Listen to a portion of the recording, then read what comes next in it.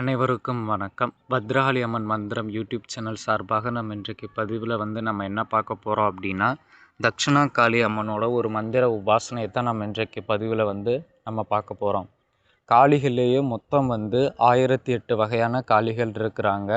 ஆனால் எல்லா காளியும் ஒன்று தான். ஆனால் அவங்க காளிக்கு தகுந்த மாதிரி, பேருக்கு தகுந்த மாதிரிக்க குணாதிசயங்கள்ன்றது மாறுபடும். அந்த வகையில் நம்ம இன்றைக்கி பதிவில் என்ன பார்க்க போகிறோம் அப்படின்னா, தக்ஷணா காளி அம்மனோட ஒரு உபாசனை முறை.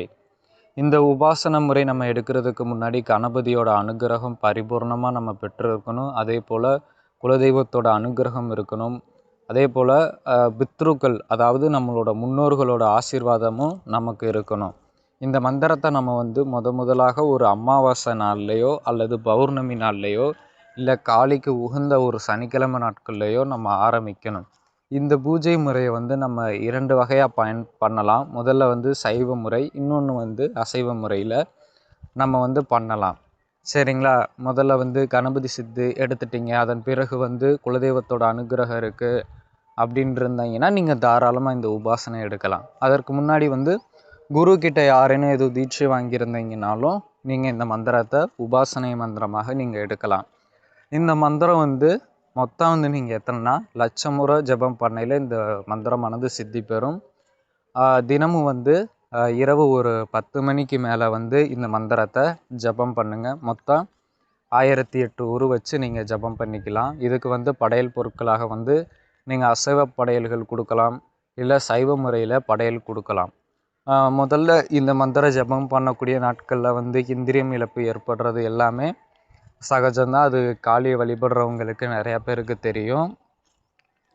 அதன் பிறகு குடும்பத்தில் சில பல சண்டைகள் ஏற்படலாம். அதே போல் குடும்பத்தில் சண்டை சச்சரவு, மந்திரம் ஜபம் பண்ணும்போது இந்த கொட்டாவி வர்றது, பின்ன யாரோ தன்னை கூப்பிடுற மாதிரிக்க சில அறிகுறிகள்லாம் வர்றது, அதே போல் சில பேர் நம்மளை தொடுற மாதிரிக்க ஒரு சில உணர்வுகள்லாம் வரும் இந்த மந்திர ஜபம் பண்ணும்போது. அப்புறம் கனவுகளில் பயமுறுத்துகிற மாதிரி கனவுகள் வர்றது, இந்த மாதிரி வரும். அதன் பிறகு என்ன அறிகுறிகள் வரும் அப்படின்னா, மந்திரம் சொல்லும்போது உடல் கைகால் வலி இதுவும் ஏற்படும். அதெல்லாம் நீங்கள் எதுவுமே கண்டு நீங்கள் பயப்பட வேணாம். மனதை தாய் தக்ஷணா காளி மேலே மட்டும் நீங்கள் முழு கவனம் செலுத்தி நீங்கள் இந்த மந்திரத்தை ருத்ராட்ச மணி மாலை கொண்டு 1008 உரு வச்சு நீங்கள் மொத்தம் 1,00,000 முறை மந்திரம் ஜபம் பண்ணணும். இந்த பூஜைக்கு நீங்கள் சிகப்பு அரளி பயன்படுத்திக்கலாம், காளி ஃபோட்டோ வச்சுக்கலாம், அல்லது காளியம்மன் சிலை வைத்துக்கலாம். நீங்கள் வடகிழக்கு திசை நோக்கி அமர்ந்து ருத்ராட்ச மணி மாலை கொண்டு 1008 உரு வச்சு நீங்கள் 1,00,000 முறை ஜபம் பண்ணும்போது மந்திரமானது சித்தி பெறும். அப்படி சித்தி பெற்றுச்சுன்னா உங்களுக்கு கிடைக்கக்கூடிய நன்மைகள் என்ன அப்படின்னா, குறி சொல்லலாம், அஷ்ட கர்மங்கள் ஆடலாம். நீங்கள் துஷ்ட சக்தி இருக்கிற வீட்டுக்கு உங்கள் பாதம் பட்டாலே துஷ்ட சக்திகள் விலகி ஓடிவிடும். உங்களுக்கு பயம் நீங்கும். உங்களை கண்டு எதிரிகள் அஞ்சி நடுங்குவார்கள். இந்த மாதிரி அநேக நன்மைகள் உங்களுக்கு கிடைக்கும். ஆனால் இந்த மந்திரம் அவ்வளோ ஒரு எளிமையாக சித்தி ஆகிறது அல்ல. நீங்கள் அந்த தாய் மேலே முழு நம்பிக்கை, பாசம், பயம், பக்தி வச்சிருக்கையில் தான் இந்த தாயோட அனுகிரகமானது கிடைக்கும்.